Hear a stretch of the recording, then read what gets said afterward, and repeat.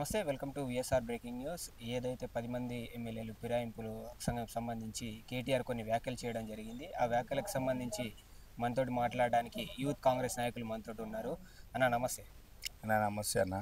ఏదైతే 10 మంది ఎమ్మెల్యేలు ఫిరాయింపులు ఏదైతే ఉందో దాని మీద కేటీఆర్ వాళ్ళు అటు కాదు ఇటు కాదు మధ్యలో అని కొన్ని వ్యాఖ్యలు చేశారు. ఆ వ్యాఖ్యల్ని మీరు ఎట్లా చూస్తారు? ఆడొకడు దొంగ నా కేసీఆర్ లంగగాడు. అదే మా కాంగ్రెస్ పార్టీ నాయకులకు అప్పుడు 17 మంది 18 మంది 20 మందికి జాయిన్ చేసుకుంటే అప్పుడు దొంగ ఆ పార్టీ వాడు ఈ పార్టీ వాడు అని ఎవరు చెప్పేటోళ్ళు కాదు.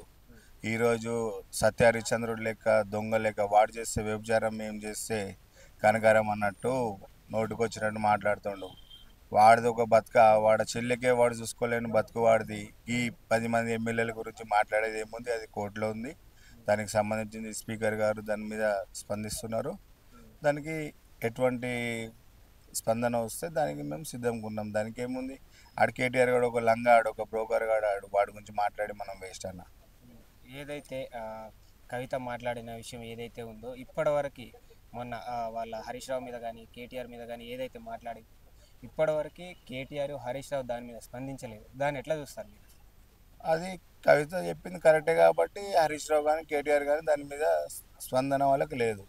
లేకపోతే ఖచ్చితంగా ఎవరైనా ఒక కౌంటర్ ఇస్తే కేసీఆర్ కానీ కేటీఆర్ కానీ హరీష్ రావు కానీ స్పందించేటోళ్ళు. కవిత చెప్తే దాని మీద స్పందన లేదంటే వాళ్ళ నిజం ఏందో అబద్ధం ఏందో వాళ్ళకి తెలుసు కాబట్టి ఇందుకోసం వాళ్ళు కవిత మీద కౌంటర్ చేయలేకపోతున్నారు. అంతే, దానికి ఏముంది.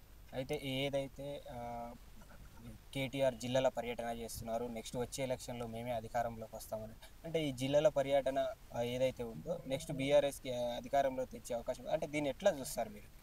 వాడు జిల్లాలు తిరగని వాడు గల్లీలు తిరగని కేటీఆర్ గారితో నీకు ఏం కాదు, ఆడు వేస్ట్గా వాడితో ఏం కాదు. రేవంత్ అన్న పాలననే మళ్ళీ 20 సంవత్సరాలు రేవంత్ అన్ననే సీఎం ఉంటాడు, అధికారంలో కాంగ్రెస్ పార్టీ ఉంటుంది.